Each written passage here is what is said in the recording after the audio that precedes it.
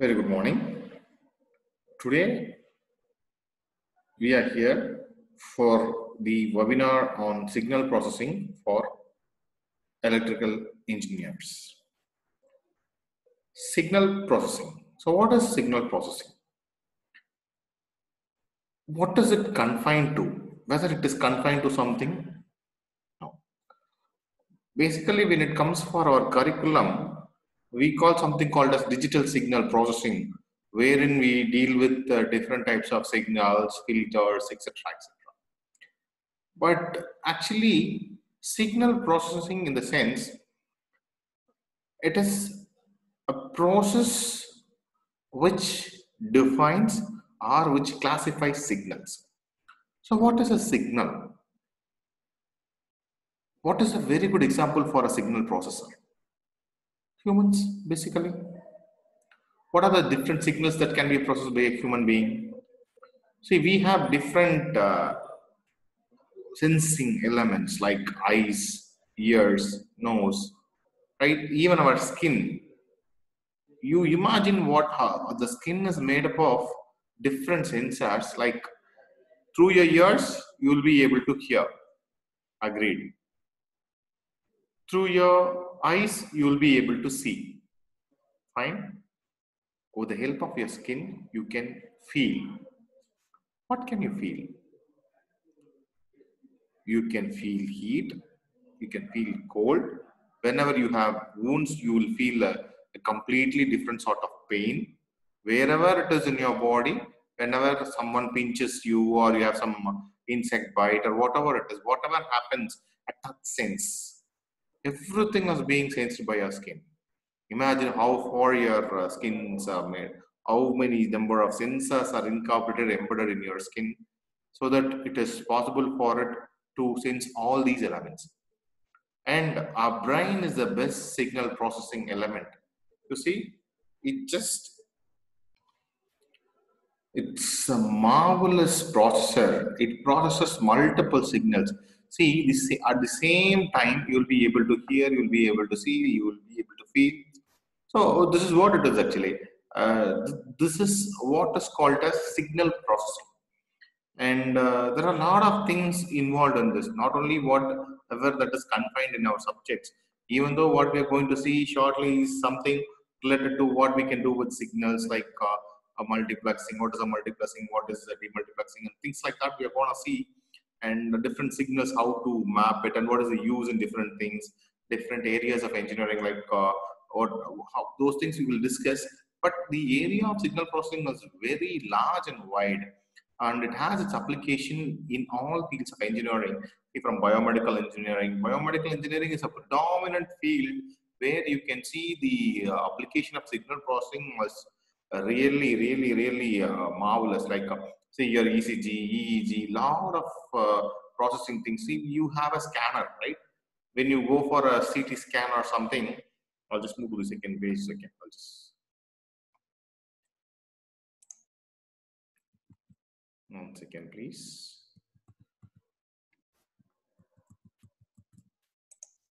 Okay, fine. So when it comes for your ECG, EEG, those kind of things, if you see, n number of signals are being processed. Same way, a scanning machine, a X-ray machine, they send some rays, and that ray fall on us, and from that they are capturing the X-ray.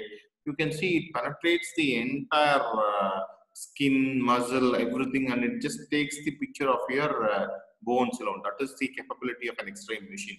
You see the processing capability of that machine. It sends some radiation. That is nothing but a signal. That signal is being sent through us and it is processed. From there, an image is created. That image is totally different. Even if it is a photograph of us, it gives a different image. And similarly, if you see the same person or same thing, we take photograph, right? In different cameras, different mobile phones. With respect to the capability of that particular mobile phone, the same person looks different. That is the image processing capability of that particular camera or that smartphone or whatever it is. Similarly, there are a lot of such applications which use signal processing as their base. Their names might be different, like biomedical image processing, or what to say, a photograph, an X-ray, a scanning, ECG report, whatever you call it, whatever it is, the names are just different. But the concept behind all those applications are purely signal processing. So signal processing is very, very essential for every engineer to understand what it is and how it can be implemented in different areas of engineering. Find it. So I have very few slides in here, some 2 or 3 slides stating like whatever I have said so far, what is signal processing, and from there we will move on to MATLAB, wherein we will see small applications and how to do them and what is the purpose, how to create a sine wave. Those things we will see, because those are all the processing elements, basics, which we should know, so that from there you will be able to develop different or higher order signal processing applications. Fine. So again, this is one example of signal processing. See, we speak, right? Especially nowadays with Google, we have Alexa is there, Google Assistant is there. So just by speaking, you will be able to do a lot of things, right? Your smartphone can hear yourself. From there, you can make a call, you can book air tickets, you can create music, you can listen to music. A lot of things are there, right? So these are all the capabilities of the signal processing. That is, these are the advancement that has been done, because earlier days, for every individual application or requirement, we need an individual gadget. But now it is not the case. So with a single gadget, we will be able to do many things. So that is the instruments and equipments has become virtual. So literally virtual, right? Because earlier days, if you want to hear a song, you will go for a tape recorder or a CD player. That is what is the prime source of hearing a music. And that too, earlier days we have cassette recording, whereas the magnetic tape will be there. That magnetic tape, there will be one cassette, we will have somewhere around 6 to 12 songs.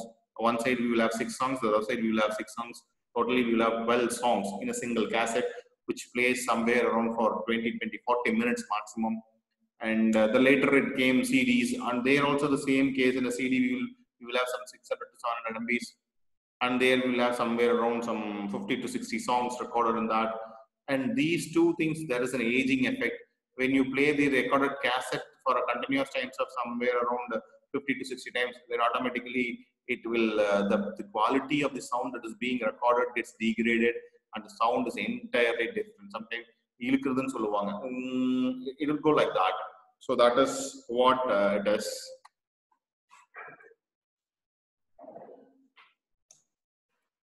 But nowadays it is not the case. We have digital media, wherein with the help of this digital media, a song can be copied to a many number of locations. You can have backups, so that the quality of the song never deteriorates. And if you keep on playing it continuously for any number of times, quality is the same. That is because of the processing capability that is available today, and all these has become digital. The earlier tape recorders or earlier tapes, it was all completely magnetic tapes, whereas the signal which was recorded there is an analog signal. But nowadays it is digital. Fine. Similarly, for seeing time, we used to have watches, digital watches, analog watches. A lot of watches were there, but now the watch concept has been gone. Yes, we wear watches today, but that has become a gadget of what to say, a luxury gadget sometimes. Omega, watches like Omega, we wear them for status, for something like that. The prime aim of seeing time has gone. Now we use mobile phone. Mobile phone and smartphones are equipments which has replaced n number of equipments and devices that were in use actually. So for taking photograph, we need a camera earlier. Now it is not like that. Whenever you want, wherever you want, you can pick a camera photo. That is because you have a gadget with you which is capable of doing multitasking. So again, that is all of digital signal processing. So which has aided us in a lot of ways actually. I have one more slide similar to what this slide shows. Whereas here by speaking, the signal is directly going to your phone. From there, you can do a lot of tasks. But how it is happening? So when you speak, here it is a detailed system. The same thing, whatever is there is replicated in here in a different way.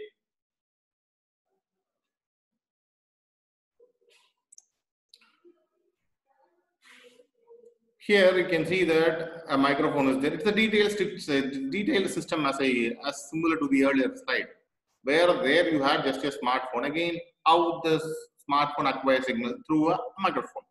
From there, whatever you speak is analog signal which is propagating through your atmosphere and reaches the device. There, at that point, it converts the analog signal into a digital signal. From there, digital system. What is the digital system of smartphone? Is a digital system. Then again, from there, it converts it into DAC analog signal to give it to output. Right. So here, in this case, I have given an example of converting an AC analog, this analog to digital, digital to analog. But not only this, the same signal that has been converted into digital form is utilized in digital form itself to book your air tickets, your cab, and whatever it is. Here it is given as analog signal because predominantly we use mobile phones for hearing music apart from speaking. So here instead of headsets, I have given us speakers. Fine. So this is what is an introduction of what is signal processing is and how it can be, how it is being used in different ways. Fine. And as I told you earlier, apart from this, your biomedical application is a very big area wherein these applications of signal processing are being utilized for all your image scanning, that is CRT scanning, MRI scanning. A lot of things are going on in biomedical. If you want to see deep into it, that is an ocean, deep, big ocean. Fine. So from here, what we will do is that we will move on to MATLAB. There we will do some basic functions with the help of signal processing tools. Okay. So you know this is your MATLAB window. From here, I'll just go to Simulink model as well. So in here, I have a MATLAB Simulink model, and this is my Simulink library. So what we are going to see in here is that we will see some common blocks which we will have in MATLAB, because you see this mux. I'll just this is getting placed. Fine. So mux is one component you can see in many applications. Fine. And something called as saturation is there. Okay. So this is another component which is being used for tuning your signals. Okay. So first we will use a mux, and before that, see, whenever we want to design a system, basically it might be a power electronic system or power system whatever it may be. Whenever you want to develop a model in the perspective of an electrical engineer, we always use MATLAB. But one thing is that we will directly go to sim power systems. From there, we will start working, keeping the components like transformer will be there, the motor will be there. We will start keep on placing components. We will connect them. We will build a converter. We will build the inverter. Everything we will do, but we will not concentrate on the basic Simulink blocks. That is where really everything lies.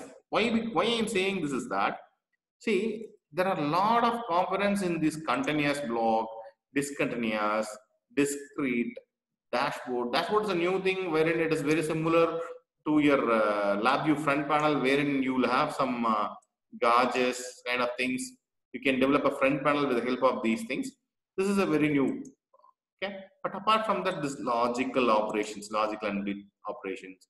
See, there is something called as lookup table. This 1D and 2D lookup tables and other lookup tables, this has been predominantly used in many applications for creating pulses for driving your single phase inverter, three phase inverter, and multi-level inverters. In many IEEE papers and research articles, you can see these lookup tables are primarily used. But we have never seen these lookup tables and used these lookup tables.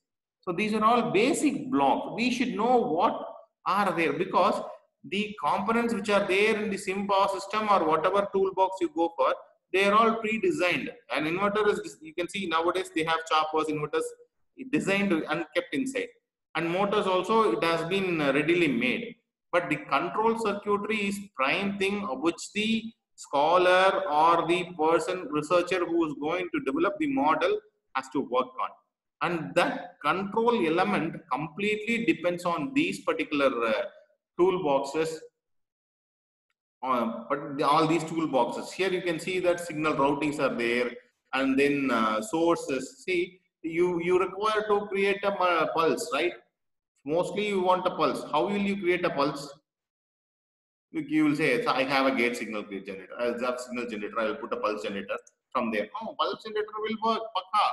But when you want a closed loop system, this will not work. The pulse generator will not give you the required output. So from what will you do? How will you generate the required pulse? It is a closed loop system. In most of the papers, in most of the research articles, everything is given. But we do not know where to find it, how to use it. That is a big problem we find. Okay. For that, you should know all these common blocks. So that is what we are going to see for the next 20-30 minutes, wherein I'll give you an overview of how these blocks are working. Not all, because there is a n number of tools are there. A small, it's again a big ocean. Even this small, see, continuous, these small toolboxes, you have a lot of things to learn. Fine. So for that, I'll just cover a small area of that. Okay. So let us start.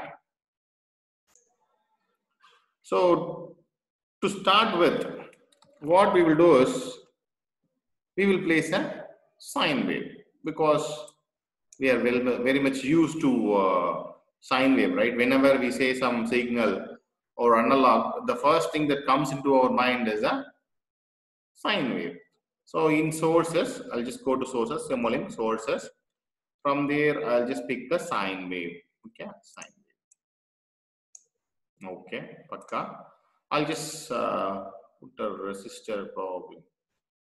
Okay, I'll put a source from here. I'll put a scope. Okay, I'll connect it. Fine. And I'll just reduce the timing to 0.5 seconds. Okay. Now let me run it and see what is my output.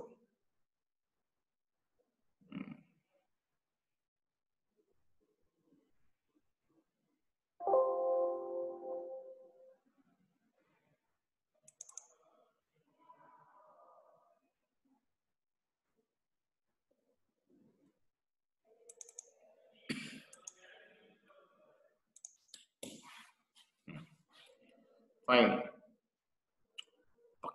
We gave a sine wave, but what is here? Fine.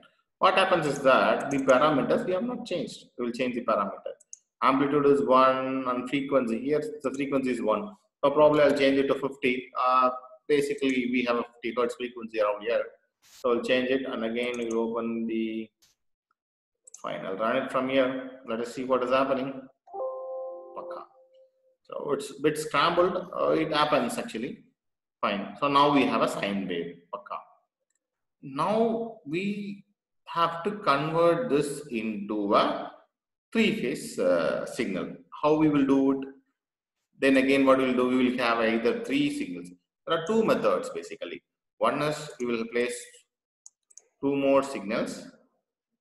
Okay, two more signals, and in this again there is bias phase. What is the delay required? Say I'll give 120 degrees. Okay, so in another one I'll give 240 degrees phase. Okay, I have to give it in radians. Okay, no problem.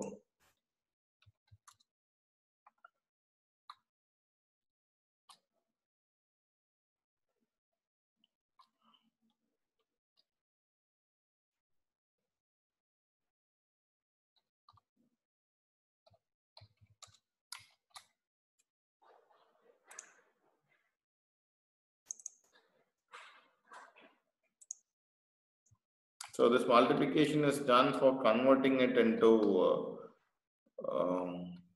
degrees, nothing else. And here comes the mux, the usage of mux. Okay, I'll have 3 ports. I'll place my scope in here.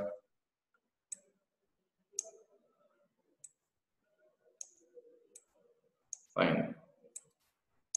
Now again, we'll run it. We will have a supply. Paka. Perfectly, we got a three-phase. This is what we usually do. But there is one more option. With a single source, we can do this here. How? So that is called as delay. Here you can see something called as transport delay. I'll place a transport delay. To understand this, first we will do one thing. Okay, I'll place one more scope.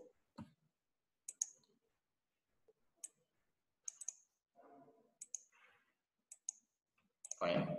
So in this scope, what I'll do is that I'll give. Okay, I've opened it. I'll right click and signals and ports. Number of input ports. Initially, I'll select 2. Okay, so I'll connect this to the second one, and the first thing I'll connect it to the first sine wave, and I'm connecting this transport delay to the sine wave as well. Fine. And here initial output time delay is here 1, but the total time what we have given is 5, so I'll give us 0.2. Apply. Okay, I'll open my then again view layout. I'll change the layout so that both the signals are visible in the single screen. Now let me run this.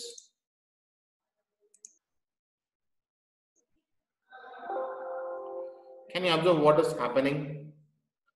I have a signal, sine wave. I have a transport delay which made my signal to start a bit later. Clear? You can observe both the things. My signal started here. Okay. So this I will put a mux and give in a single source. Okay. I'll just place mux here. I'll place one more mux. Now 2 signals are enough for me. And then again in this also the ports, I'll change my ports to number of ports to 1. And in this I'll couple these 2 signals. And these 2 signals I'll be connecting to my scope. Again, I'll change my layout so that it will be visible. I'll just run it. See, before even running both the signals came in here because that is because of the data was in the buffer. Okay, I'll run it once again so that you will be able to see the difference what is happening. Pakana. So you can see that it has started after a delay of 0.2 seconds. Now we will change the delay time to 0.02. For example, I'll run it once again. So can you see the difference? In a similar way, we can add one more delay as well. Okay. But only thing is that the difference between the phase delay and your transport delay is that in transport delay,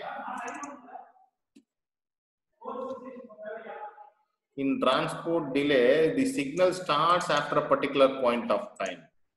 And if you want it to start early, you can give minus. It won't work, basically. 0.01. I'll give one signal as 0.01. So the other signal, I'll give it as 0.025 so that we'll be able to see a delay, slight delay. Okay. You have 3 different waveforms. Fine, you may ask me, sir, this is a Paka sine wave. I have a 3-phase supply here, but whereas that is not happening in here. Yes, I agree with you. You can bring this, whatever I have given in your phase delay, you can recreate a similar waveform using transport delay as well. The only thing what you have to do for that is, you have to give the appropriate delay. You have to calculate the timings. So if, see, the total time is 0.2 for a single waveform, right? So if I give 0.1, automatically it will move. And in here, instead of 0.025, I will give 0.3. If you see now, the waveform will be totally different. The only thing is that your work is to identify how and what is the value that I am supposed to give. Clear? So now what I'll do is that I'll make my runtime as 1. Okay, I'll make my runtime as 1, and now I'll run it so that you can see the complete waveform. It gives you a similar waveform. It's scrambled, I agree. I'll change it to 0.7. This scrambling is not an issue. Why? Because when you put a load or something, automatically you will have a better waveform. This is because of the buffer we are having this problem. Okay, we can change this actually. In here, see for I'll just start it earlier. I'll just start a little earlier. Instead of 0.5, I'll get us 0.5. Fine. So the other thing, I'll start somewhere in 0.07 or 8. Then you will have a better waveform, a different waveform. See, in here you can see that there is a perfect correlation between, you can relate actually. These two waveforms are very similar. I'm changing the timings. Similarly, that what you are supposed to do is that you are supposed to identify the exact timing, how and when you are supposed to tune it. The same is applicable for switching your circuits as well. For designing a switching circuit also, this is what is required. Clear? The best example or best application of this particular transport delay is that with this you can create a suitable pulse for your converters. Say like you want to start your pulse only after a certain delay, you can use this. Because for creating pulses, what we will do, we will again go to source basically. We have something called as repeating sequence. Normally we use pulse generator. There is something called as repeating sequence. And the pulse generator is one, it creates pulses. You can define the pulse width, and from there it will create pulses. Okay. Whereas the repeating sequence, it is a repeating sequence. If you give some value, say for example time values, if you give some time values, this is let me give it as 50 hertz, right? 1 by 50 will give me my time. Okay, the output values I'll keep it to 1. Okay, fine. So now let me connect this to a multiplexer. Sorry, multiplexer. Yes. Okay, I'll put a multiplexer in here, and again I'll change it to, sorry, I'll change it to 2. Delete this. Okay. Connected. So one I'll connect it to my sine wave, the other one I'll connect it to my repeating sequence. Okay, now you will see what is happening. I'll just run it. Oh, sorry, I have to go for layout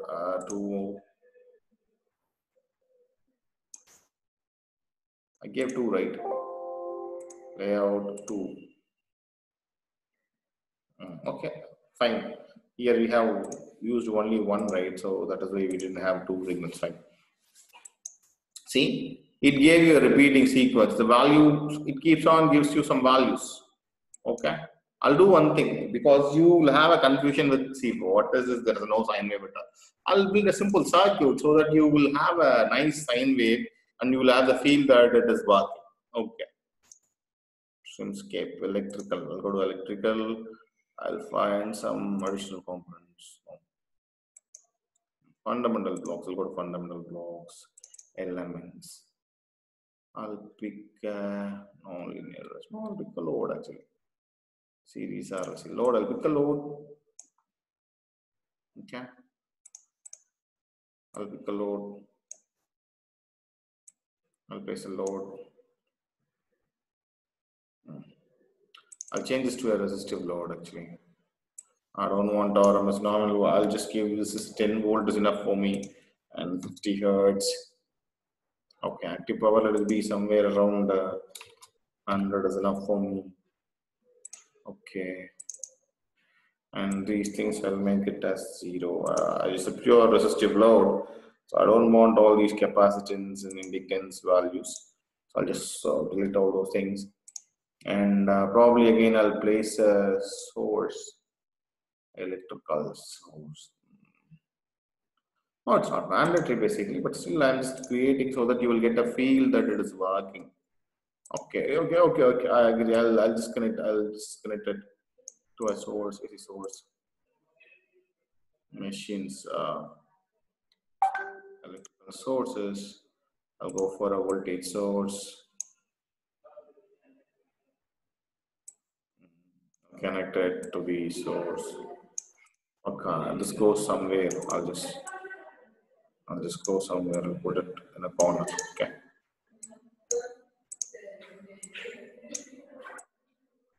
Perfect. Okay. So for this to run, we require the Power GUI. I'll just pick it up by Power GUI. I'll place it. Okay. Because they let it be continuous. If you want, you can make this as continuous or discrete. Discrete will do good, so it's okay. Now, if you run and see, you can see a sine wave.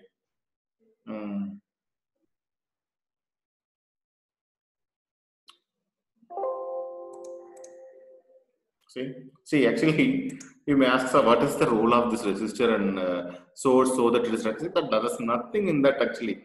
We have some linear elements in here, so it has, and moreover, we have a person to take care of our GUI. Okay, so far we didn't have him, so we had a problem. But now with all these things, it will run. That's it. You can see you will have the feel of sine wave. And similarly here you can see that you have a scrambled signal and a sine wave, right? So the scrambled signal is nothing but your repeating sequence, and you can have the frequency how much ever the frequency can be increased. You can say it has somewhere around normally we will have 20 kilohertz. Here also I'll put 20 kilohertz so that you will have a repeating sequence in a better way. You will feel it actually. Fine. See, what is this? You do not see. Fine. Yeah, problem. Okay, 20,000 is very big. So now I'll give 2,000 so that you can see. Okay.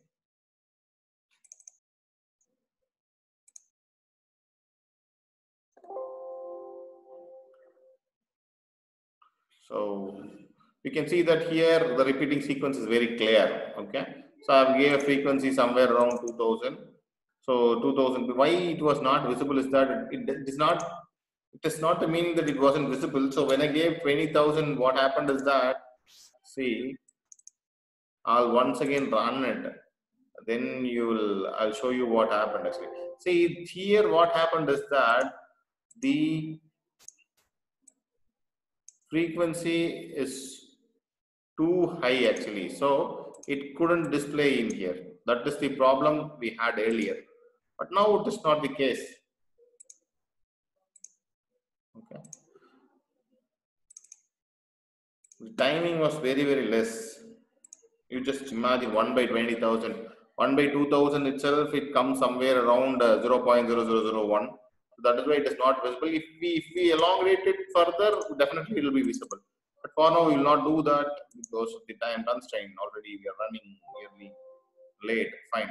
So what I'm doing here, I have a sine wave, I have the repeating sequence, pakka. But what am I going to do with this?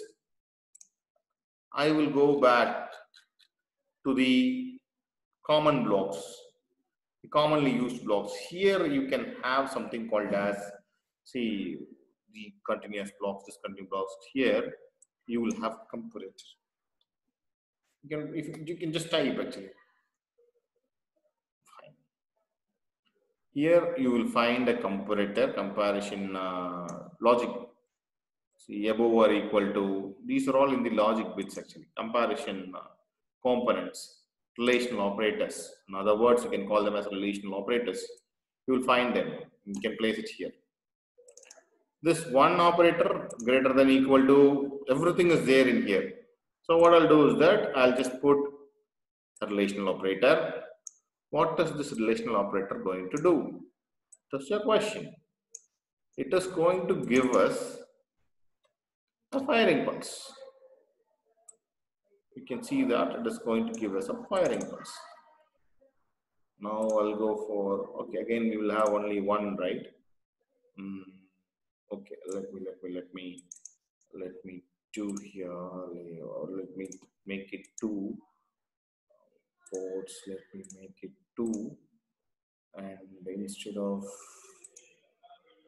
this going here, I'll make this also 2. I'll put it here. Now let me run it for you. I'll change the layout as well. Okay, let me run it. See, now we have a pulse here. Now we have a pulse here. And if you increase the value, the number of pulses also varies. Okay. So in here you can see that I have given a sine wave, and for that in here I have given a relation operator greater than. So it is giving me output only when it is greater than that particular value. Okay. So if I change the repeating sequence value as -1 to 1, automatically the signal also changes. From there my gate is also going, the pulses are also going to change. See, totally the pulse is different in here, also here also it is different. And this relational operator has much to do. Like, see, if I give the opposite, it's going to be totally different. Whenever I had a high pulse, now I am going to have a low pulse. Whenever I had a low pulse, now it will be high pulse. Clear? The same way, there are a lot of things that can be done. This is the primary concepts which gives us difference. Fine. So what else is there again? Again, you can go and analyze that. In here, you can see all these relational operators. Everything is there. Fine. Let me come back to the saturation, which I started earlier, which I was telling you earlier. What is the saturation? See, I'll just take this mux. Okay, I'll take this mux, wherein we have two inputs. I take this mux, and I'll take one more scope in here.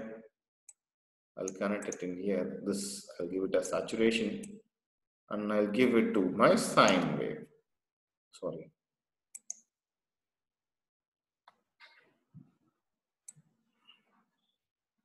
Sine wave. One is my sine wave. The other one is saturated sine wave. So what is the saturation? Here I have given my limit as 0.5 as upper limit and minus 0.5 as lower limit. Now let me run this. Can you observe what is happening? The saturation, okay, the saturation, the whatever value you had above 0.5 has been clipped off. Similarly, whatever value that was less than 0.5 is also clipped off. So I'll do one thing, I'll just make this as 2 so that you will be able to get a clear picture of what is happening here. Okay, I'll just delete this so that directly I connect my sine wave to the first one and the saturation to the second one. And now let me change my layout as well. Okay, now let me run it. Fine. So I'll do one more thing so that you will get a clear idea. I'll just increase the number of ports to 3. Okay. I'll just increase the number of ports to 3.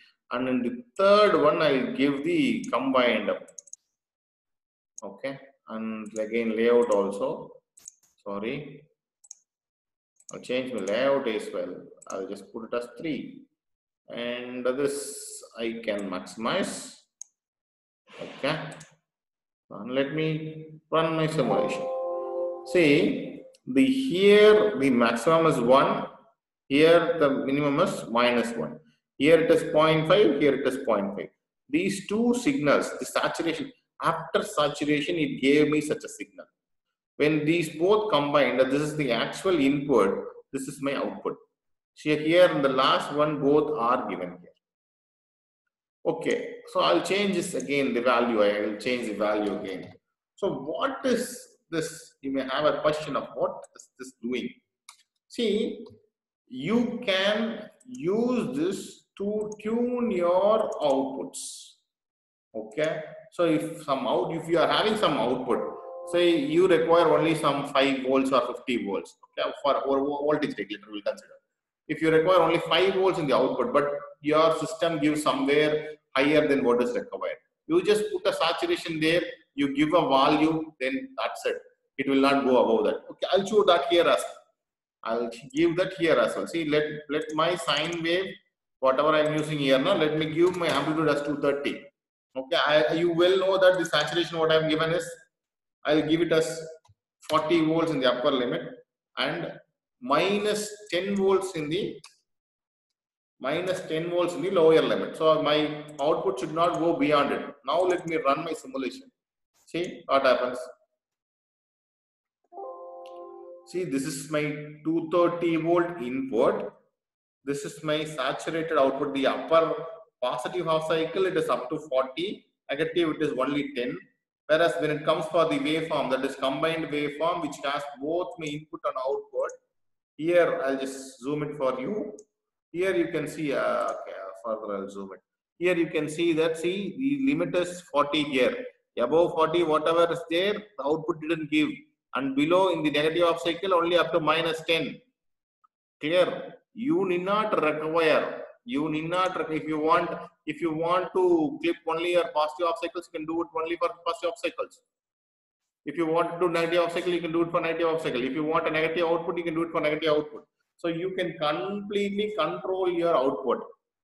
What is required? It is not only for output. You are tuning a system. You are putting an algorithm. You are tuning a system. Even in such cases, if something happens, you can tune this. That is the advantage. So this particular saturation can be used to control the output of the devices. So why I am saying is this, for all your applications, you can use this in your simulation. That is one thing. And similarly, the radiation levels of all your instruments, biomedical instruments, as well as your mobile phones, the radiation has to be limited. So for that, this can be used. Fine. So these are some small examples with which we can develop a lot of signal processing tools.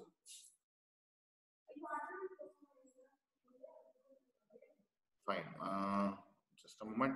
Yes, these are some small, simple examples with which you can develop a lot of signal processing applications for all your converter tunings, output gain tunings, control elements. These can be done. Fine. So I hope it's time. So for this, I would like to conclude my session. Thank you for your patient listening for the past hour. I'll just go back. Fine. I just forgot one more thing. This watch actually. So this is a beautiful gadget. You can see that the number of signals that are being processed by this. So one way it is getting the number of steps you walk. Here it monitors your blood pressure, heart rate. Then it gives you your informations like it gives your call records, message records. This is one excellent gadget which is doing a lot of signal processing. And you see that it is just available for some few thousand rupees. You can buy a good smart watch like this, which is a very good example of a device which is capable of multitasking. Thank you. Thank you. Thank you very much.